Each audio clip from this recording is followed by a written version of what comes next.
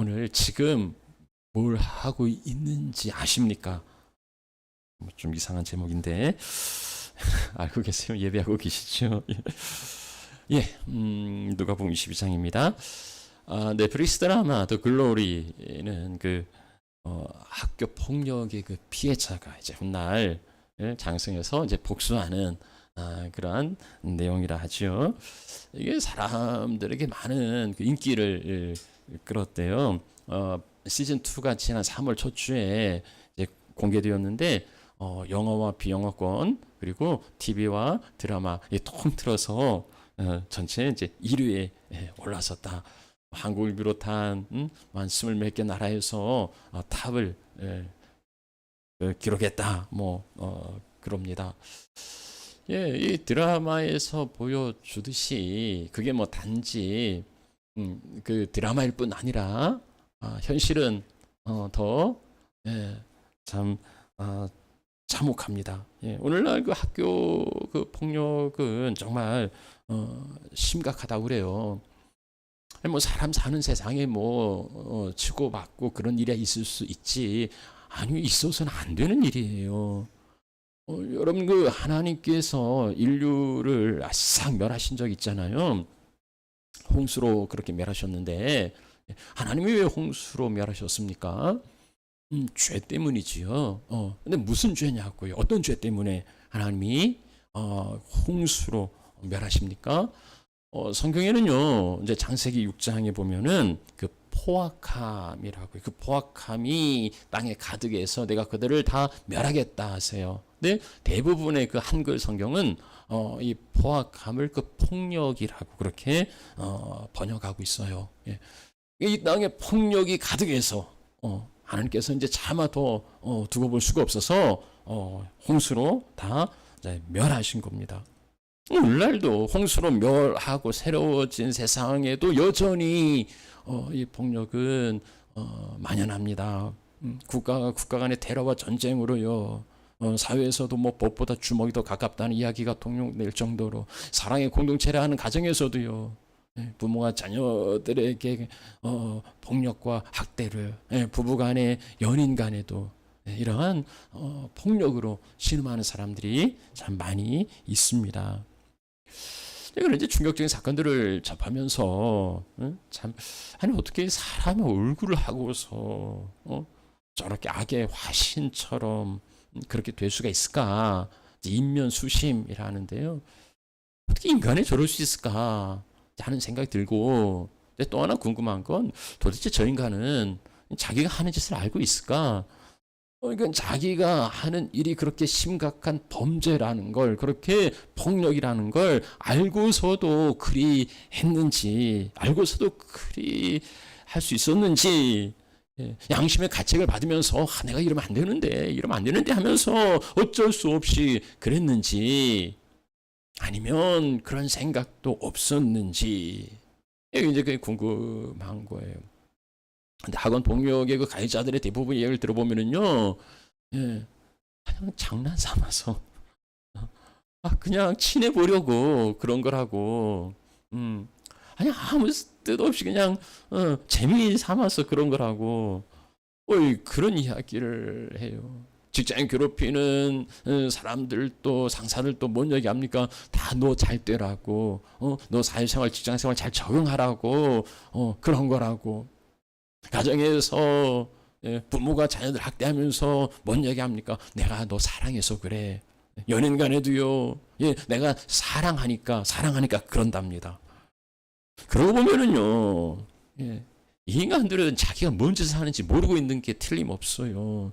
자기가 뭔 행동을 하고 있는지 그걸 이제 모르는 거죠.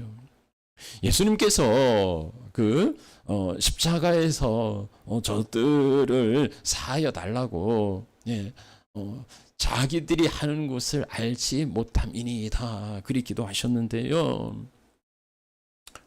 그 십자가에 못 박는 그 무리들뿐만 아니라 오늘 우리들도 대부분은 어쩌면 자기들이 하는 것을 알지 못하고 있는 것 같아요. 그래서 아무 문제 의식도 없고 양심의 가책도 느끼지 않고 당당하게 그렇게 폭력을 행사합니다. 그러고 보면 더 참 충격적이지요. 우리 모두는 다 연약해서 실수할 수 있고 또 뭐 범죄할 수도 있죠. 잘못할 수도 있어요. 그러나 내가 뭘 잘못했는지를 안다면 고치려 할 거고 다시는 그런 잘못을 반복하지 않으려고 그렇게 노력이라도 할 겁니다. 그런데 자기가 뭔 잘못을 했는지를 모르면 자기가 잘못하고 있는 걸 모르고 있다는 것 자체도 모르면 이건 뭐 방법이 없잖아요. 내가 뭔 잘못을 하는지도 몰라요. 그걸 알아야 하는데 모른다는 그 자체조차도 또 몰라요. 우리가 흔히 그 무식하면 용감이라 그런 이야기를 하는데요. 근거 없는 자신감. 아니 도대체 저 인간은 뭘 믿고 저렇게 참 행동할까? 이렇게 좀 궁금함을 유발하는 이제 그런 사람들이 있죠. 참 무식하면 용감하다 이것밖에 해석이 안 되는. 근데 왜 무식하면 용감할까? 왜 아는 게 없는데 용감할까? 고넬대학교 사회심리학과 교수였던 그 더닝과 그의 제자 크루거가 한 그 연구를 해서 그 발표하는데요. 이제 더닝 크루거 이펙트라고 그래요. 예. 그러니까 뭐냐면 그 능력이 부족한 사람은 자신의 능력을 과대평가하는 경향이 있더라는 거예요. 인지 편향인 거죠. 잘못된 인지를 하는 거죠. 근데 능력이 부족한 사람들은 그걸 그대로 받아들이지 않고 과대평가하는 거예요. 그러니까 이게 능력이 부족한 사람이 어떤 그 능력 있게 보이려고 아는 척하는 게 아니고 뭔가 자기를 좀 과시하려고 있는 척하는 게 아니라 그 사람은 진심으로 자기가 있다고, 자기가 알고 있다고, 자기가 가지고 있다고 그렇게 믿는 거라는 거예요. 그러니까 능력이 없는데도 자기가 대단한 존재라고 그렇게 믿고 있어요. 뭐 그러니까 자존감이 뭐 강하거나 아니면 어떤 그 과시하는 그 위선에서 나온 게 아니고 자기가 모르고 있는데 그 모르고 있다는 자체를 모른다는 거예요. 내가 모른다. 그러면서 알고 있는 척해요. 근데 사실은 모르는 거예요. 근데 자기가 모른다는 사실을 몰라요. 모른다는 걸 알아야 뭘 배우든지 고치든지 바꾸든지 할 텐데 자기가 모르고 있다는 걸 모르니까 그냥 좋은 거예요. 그냥 나서는 거예요. 그냥 과시하고 용감하게 자랑하는 거예요. 나 문제 없어. 난 아무 문제 없다고. 이대로 좋다고 안주하고 있는 겁니다.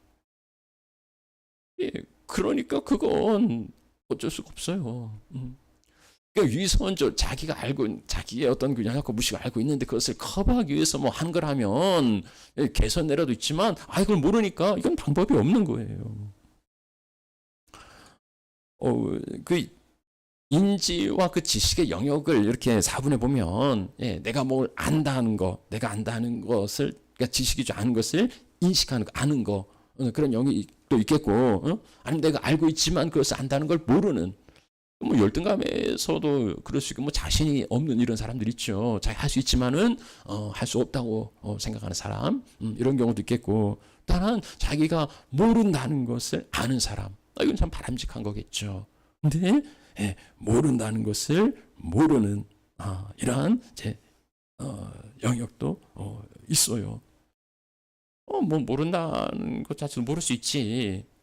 그리고 어떻게 알겠어? 뭐 이렇게 생각할 수 있지만은요, 인간이 그 만물의 영장이 될 수 있고 인간에게는 특별한 인지의 능력이 있다고 그래요. 근데 인지 심리학자들이 뭔 얘기를 하면 그 메타 인지라고 이제 이야기하는데, 이제 그 메타 인지라는 게 뭐냐면 그 상위 인지, 그러니까 인식하는 것을 인식하는, 그러니까 아는 것을 아는 것으로, 모르는 것을 모르는 것으로 인지하는 능력이에요.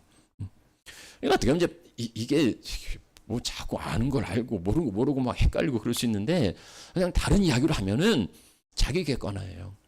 자기를 자기 안에서 보지 않고 바깥에서 자기를 바라볼 수 있는 이제 그러한 능력이 이제 있다는 거예요.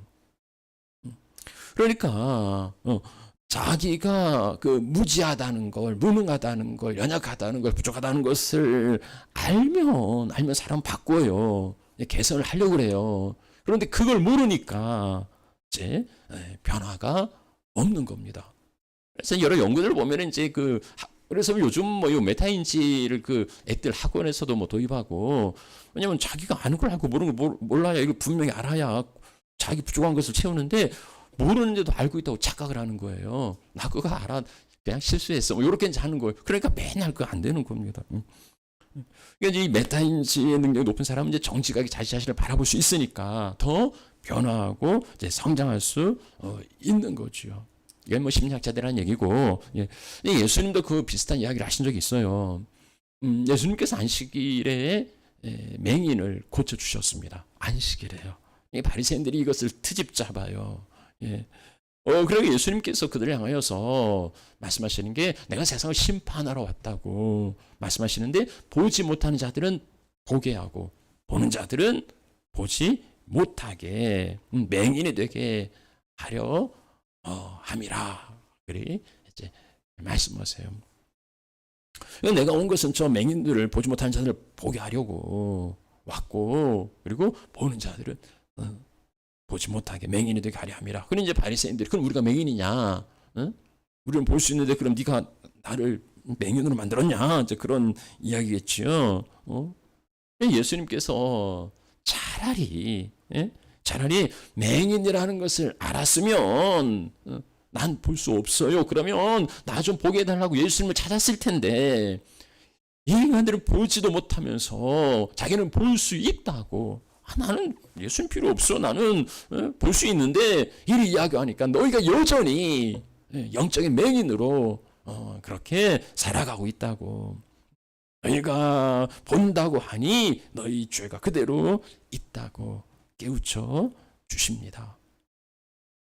볼 수 없는데 볼 수 있다고 착각하면 계산의 여지가 없는 거지요. 아니, 자기가 모르고 있는데 모른다는 그 자체를 모르면 방법이 없죠. 어떡하겠어요. 그냥 그러고 살아야 되지 않겠습니까? 아니, 자기가 벌거벗고 있는데 자기는 그 최고의 옷을 입고 있다고 그렇게 착각하고 있으면 어떡하겠어요. 도리가 없지요. 도리가 없는데, 근데 이제 이 벌거벗은 임금님이 자기가 벌거벗었다는 것을 어떻게 깨닫습니까? 어떤 꼬마가 임금님 벌거벗었다고. 그것은요, 자기 안에서 있는 게 아니에요. 자기가 자신을 바라보고 그렇게 깨우치는 게 아니고, 외부를 통해서 자기를 볼 수 있을 때에, 누구도 자기 얼굴을 볼 수는, 뭐 자기 코끝이나 좀 볼 수 있을까요? 자기 얼굴은 볼 수가 없어요. 그런데 자기 얼굴을 어떻게 봅니까? 거울이죠. 거울을 통해서, 뭐 사진을 통해서 보시는 거죠. 나는 잘생겼어. 나는 정말 조각 미남이야. 뭐 난 세상 최고 미남이야. 아무리 그런 자기 확신을 가진들 그런다고 해서 그게 사실이 아니란 이야기예요. 거울을 바라보고 자기 얼굴에 뭐가 묻었는지, 자기 얼굴 어떻게 생겼는지를 바라보아야 세수를 하든지 뭐 좀 닦아내든지 그래야지 않겠습니까? 자기 확신이 아니라 거울을 통하여서 자기 자신을 정직하게 바라볼 수 있어야 한다는 거지요. 자, 오늘은 사순절 5번째 주일이고요. 이제 다음 주는 이제 고난주간, 마지막 한 주간을 앞두고 있습니다. 이 사순절 기간에는 우리 믿음과 우리 신앙을 이제 성찰하고, 그리고 주님 앞에 바로 세우는 그러한 이제 시간들인데요. 어떻게 나 자신의 모습을 바라볼 수 있을까? 오늘 그 예수님 마지막 고난의 현장에 함께하였던 주님의 수제자 베드로를 통하여서 함께 살펴보려고 합니다. 주님은 일찍이 그 제자들에게 너희가 다 나를 버릴 거라고 그렇게 예고하신 바가 있어요. 그런데 베드로는요, 아주 단호하게 다른 사람은 모르지만 모두가 다 주를 버려도 나는 결코 버리지 않을 겁니다. 큰 소리치죠. 주님이 그 베드로를 향하여서 뭐 다른 이제 제자들 막 그 베드로를 향하여서 오늘 밤 닭이 울기 전에 네가 3번 나를 부인하리라고. 그러니까 예수님 말씀을 베드로가 정면으로 반박하니까 또 베드로 이야기를 예수님도 정면으로 반박하죠. 네가 오늘 밤 3번 나를 부인할 거라고. 그러니까 저 베드로도 지지 않아요. 응? 내가 죽을지언정 주를 부인하지 않겠습니다. 그러니까 뭐 다른 제자들도 나도 그럴 겁니다 하고 뭐 다 그렇게 나섰습니다.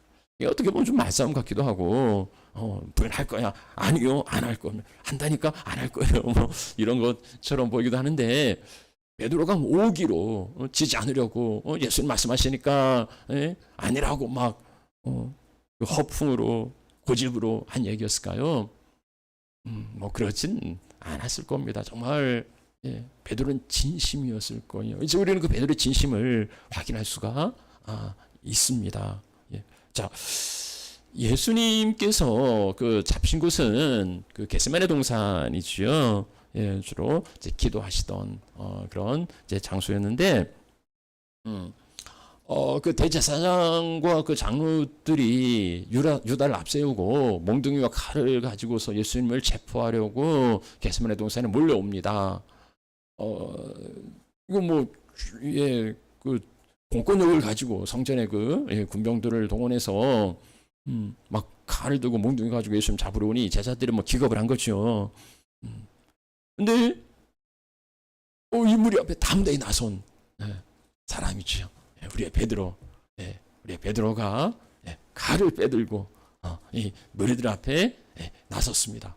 감히 하면서 이제 본보기로 그 제사장의 종이었던 그 말고라는 그 종을 쳐서 귀를 쳐서 베어버립니다. 누구든 우리 이 주님을 손대면 가만두지 않겠다는 거죠. 베드로가요 그 허풍이나 뭐 그런 거 아니에요. 정말 주님을 지키려고 했던 사람이었습니다. 근데 주님께서는 그 베드로를 만류하시고요 그 귀를 고쳐주시고 순순히 체포당하세요. 순순히 끌려가세요. 왜냐면 모든 제자들은 뭐 다 뿔뿔이 흩어졌고, 베드로는 멀찍이서 예수님을 따라갑니다. 그리고 마침내 그 대제사장의 집의 뜰까지 그렇게 쫓아갑니다. 베드로는 자기가 고백한 것처럼 끝까지 주님을 버리지 않았어요. 주님을 따라서 주님과 함께 적진에 혈혈단신으로 그렇게 뛰어 들었습니다. 참 대견한 수제자죠. 어쨌든 주와 함께 하겠다. 정말 그렇게 함께 합니다. 자, 계속 이야기를 보죠. 대제사장들이 사람들이 이제 그 불을 피우고 모여 앉아 있었어요. 베드로는 이 무리 속에 들어가서 자기를 이제 은폐하고 이 사태가 어떻게 진행되는지 한번 추이를 이제 살펴봅니다. 근데 뜻하지 않는 사건이 이제 발생합니다. 한 여종이 베드로를 알아본 거예요. 그래서 이 사람도 그와 함께 있었다고. 뭐 예수님과 함께한 사람이 어디 한둘입니까? 뭐 제자들도 있지만 또 수많은 무리들이 특히 예루살렘 뭐 성 입성할 때는 막 뭐 거의 뭐 많은 사람들이 막 환호하고 예수님을 따랐는데 이 사람이 그와 함께 있었다. 뭐 그래서 뭐 어떻게 했냐는 거냐 뭐 이럴 수도 있는데 베드로는요 한마디로 부인해요. 여자요 나는 그를 알지 못한다. 함께 있기는커녕 알지도 못하는데 뭔 소리냐 하고서 잡아댄 거죠. 아니라고 그리 부정한 거죠. 근데 잠시 후에 또 다른 사람이 베드로를 알아봅니다. 이번에는 뭐 직접 지명을 해요. 너도 그 도당이다. 한패라는 거예요. 한 통속이라는 거예요. 같은 무리라는 겁니다. 함께 있어 전에 여종은 함께 있었다고 그랬는데 이 사람은 너도 그 도당이라고 너도 그 한패거리라고 몰아붙입니다. 베드로가요 이 사람아 난 아니야 하고 부인합니다. 마태의 표현을 빌리면 베드로는 맹세하면서 내가 맹세하는데 나 아니야 하고 부정을 합니다. 뭐 굉장히 완강하게 부인하는 거죠. 그걸 뭐 사람들이 더 이상 이제 그렇게 아니라고 하는데 더 이제 추궁을 안 했던 것 같아요. 근데 1시간쯤 지나서 한 사람이 베드로를 알아봅니다. 근데요, 이 사람은요 장담을 해요. 내 손에 장을 지죠, 뭐 이런 이야기 있죠.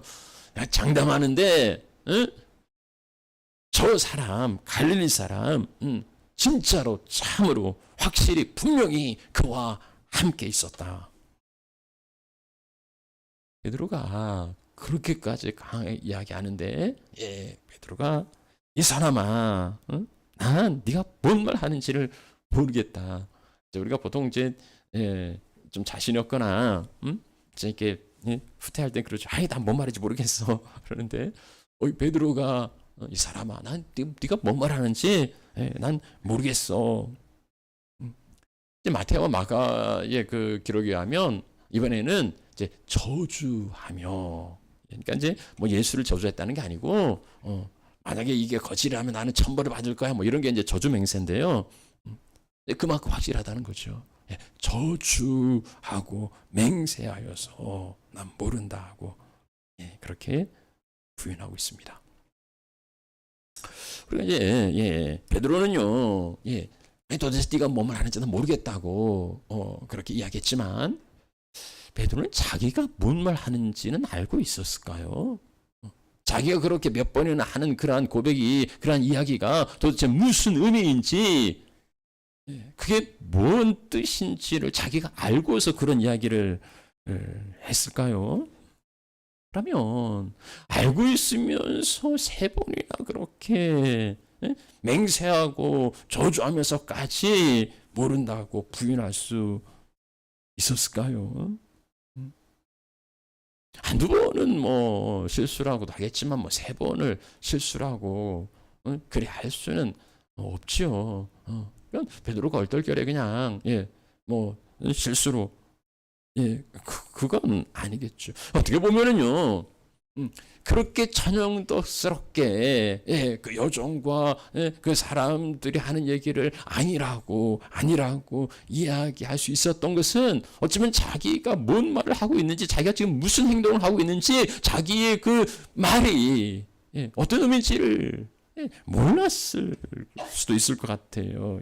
어쩌면 지금 자기가 뭔 이야기를 하고 있는지를 몰랐을 겁니다. 그래서 베드로 다음 4번째 사람이 너도 예수와 한패야? 그러면 나 아니지 하고 또 말했을 거예요. 왜 몰랐을까? 어쩌면 베드로는요 스스로를 대견하게 생각했을 수도 있어요. 다른 제자들 다 뿔뿔이 흩어졌는데 지금 자기는 예수님과 함께하고 있지 않습니까? 그 현장에 남아 있으려면 뭐 거짓말을 하든지 속이든지 그래서라도 그 자리를 계속 지키는 게 더 중요한 게 아니겠나, 뭐 그리 생각했을 수도 있어요. 아무튼 뭐 베드로가 뭔 생각을 했는지는 모르겠지만, 저도 그렇게 천연덕스럽게 난 모른다고 이야기할 정도라면 베드로는 그게 뭐 양심의 가책을 받으면서 그래 하는 것도 아니고 그 입에 그 침도 안 바르고 하는 이야기인 걸 보면 베드로는 자기가 지금 뭔 이야기를 하는지를 몰랐을 거예요. 그런 거 보면 좀 안타깝죠. 아니 지금 주님을 모른다고 부인하고 있으면서 자기가 난 죽을지라도 부인하지 않겠다고 이야기한 자기가 지금 그렇게 예수님을 부인하고 있으면서도 자기가 뭔 행동을 하고 있는지를 모르고 있어요. 주님을 부인하는데 그걸 모르고 있단 말이죠. 참 우리가 볼 땐 참 안타까워요. 모른다는 것을 모른다는 거. 너무 안타깝죠. 어떻게 베드로를 깨우칠 수 있을까요? 자, 그런 3번째 주님을 부인하고 있을 때에 닭이 울어요. 뭐 닭이 우는 거야, 새벽에 닭이 우는 거야, 뭐 동서고금을 막론하고 있을 수 있는, 뭐 닭이 뭐 처음으로 울었던 것도 아니고 그날만 울었던 것도 아니고 베드로가 처음 듣는 것도 아니고 뭐 새벽에 닭은 늘 울어요. 예, 그건 자연 속에 울리는 평범한 소리였습니다. 자, 닭이 울었는데요. 그때 베드로의 시선과 주님의 시선이 마주칩니다. 주께서 돌이켜 베드로를 보시니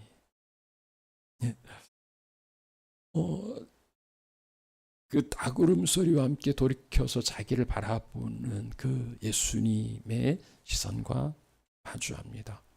그 순간 주님의 말씀이 생각난 거예요. 오늘 닭 울기 전에 네가 3번 나를 부인하리라. 그때 베드로는 큰 소리 쳤어요. 내가 주와 함께 죽을지언정 주를 부인하지 않겠다고 장담했어요. 근데 그 장담했던, 자기가 그렇게 큰 소리 쳤던 그 이야기가 이제서 생각이 나는 거죠. 주님의 시선을 받고서야 그 말씀이 생각났고, 자기가 뭔 짓을 했는지, 자기가 뭔 이야기를 했는지가 이제 비로소 그게 자기에게 다가온 거예요. 여지없이 무너져 있는 자기 모습에 직면한 거지요. 사실 베드로는 진작 무너졌어요. 자기만 몰랐을 뿐이지요. 아니, 1번, 2번, 3번이나 이야기하면서 이미 다 무너졌어요. 근데 자기는 아무렇지도 않은 척 그러고 있었던 겁니다. 다른 제자들은 다 주님을 버리고 도망갔는데 나는 괜찮은 사람이라고, 그래도 나는 주님을 지켰다고, 자리를 지켰다고, 그래도 그 중에 내가 제일 수제자라고 뭐 그리 착각하고 있었는데, 주님을 바라보고 주님의 말씀에 견주어 보니 그게 아니었던 거죠. 자기 자신을 바라본 그는요, 더 이상 그 자리에 있을 수가 없어요. 주님을 지키고 뭐고, 뭔 주님을 지킵니까? 자기도 못 지키고 있는데. 그는 그 자리에 있을 수가 없지요. 밖에 나가 심히 통곡했다고 말합니다. 부끄럽고 추접스러워서 어디 쥐구멍이라도 들어가고 싶은, 그렇죠? 자기도 자기가 저주스러울 거예요. 뭐 이딴 인간이 다 있냐. 장담이라도 안 했으면, 큰 소리라도 안 쳤으면, 근데 그렇게 큰 소리 쳐놓고서는 자기가 뭔 짓을 하고 있는지도 모르고, 그것도 1번도 2번도 3번 할 때마다 아무런 양심의 가책도 없었어요. 베드로는 밖에 나가 심히 통곡합니다. 자기 자신을 바라볼 때에 자기의 그 부끄러움을 아는 사람이 된 거지요.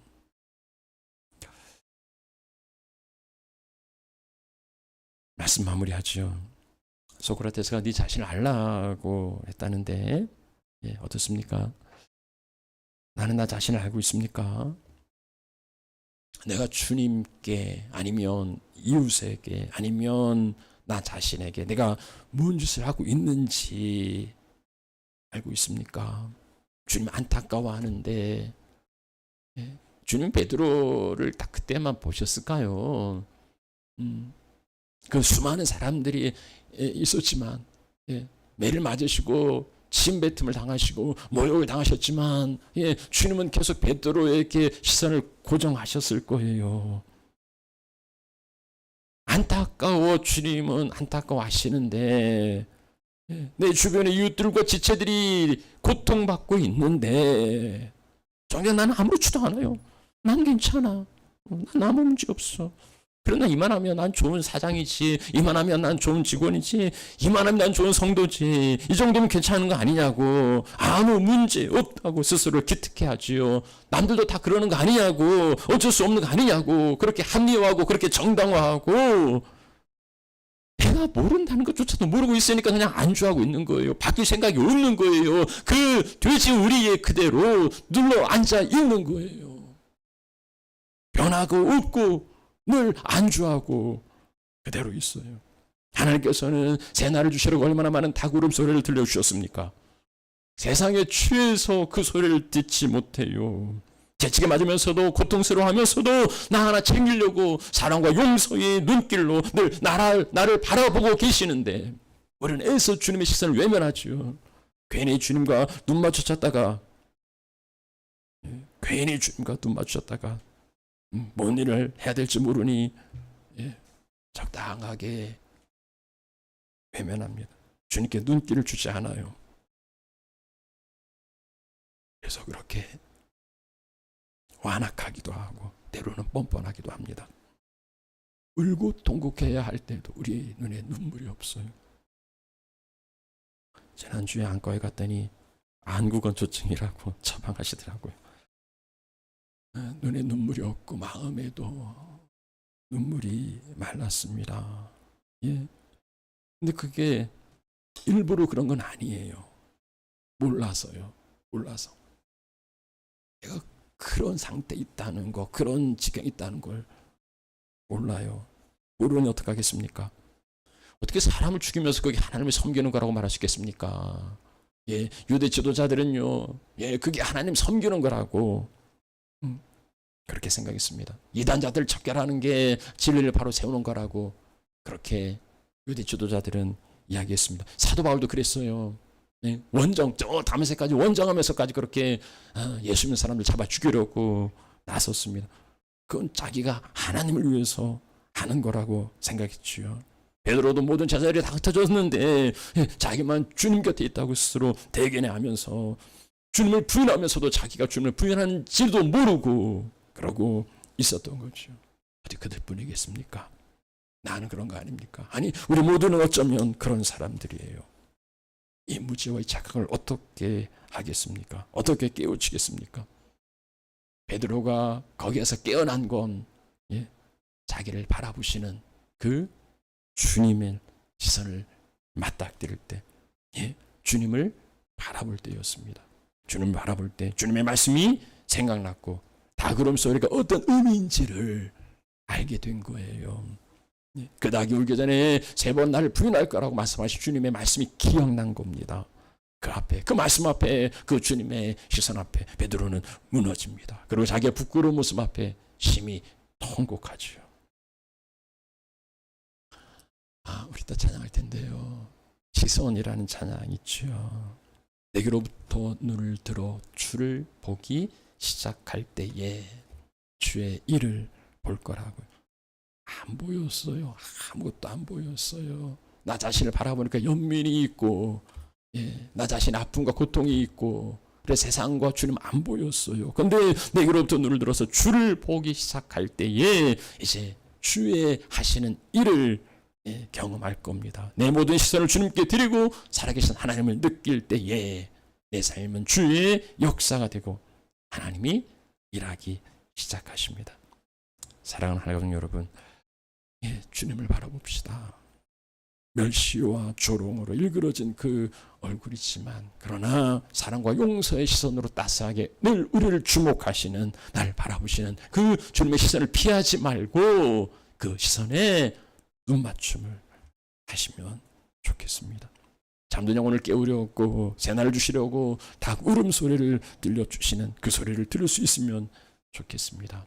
그럴 때 잊혀졌던 주님의 말씀이 나를 사로잡고 그 말씀 앞에 견주어 보니 그래도 괜찮은 신앙인 줄 알았는데 그래도 나름 주님 앞에 잘하고 있다고 생각했는데 그게 빈 껍데기고 실상은 무너져 있는 나 자신의 모습을 바라본다면 우리는 그 앞에 통곡할 수 있을 겁니다. 그럴 때 주님은 그에게 새로운 은혜를 부어주실 거예요. 내 삶의 주의 역사가 되고 나를 통해 하나님이 일하실 겁니다. 이 사순절 기간이 그렇게 날마다 새로워지는 믿음의 사람으로 거듭나는 은혜 역사 있기를 축복합니다. 우리 함께 찬양하죠.